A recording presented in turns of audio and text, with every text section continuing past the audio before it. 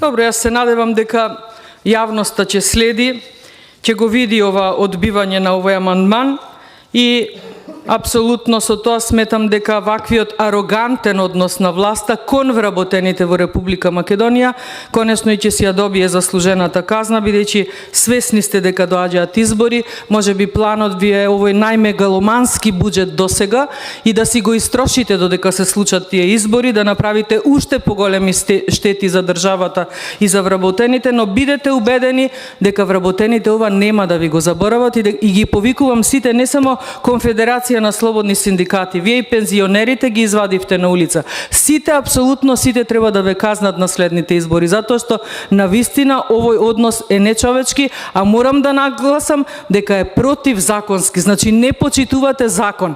Така започнавте, така завршувате. Но да знаете дека на следните избори ќе бидете казнети од гласачите, ама после тоа ќе бидете казнети и од судовите заради ваквото непочитување класично на закони. За вас во суштина залуден е овој законодавен дом, затоа што се што овде се изгласало и се носи, први сте вие кои што не го почитувате и го прекршувате.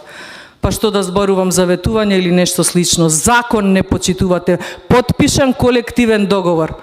Кој го полни буџетот во оваа држава?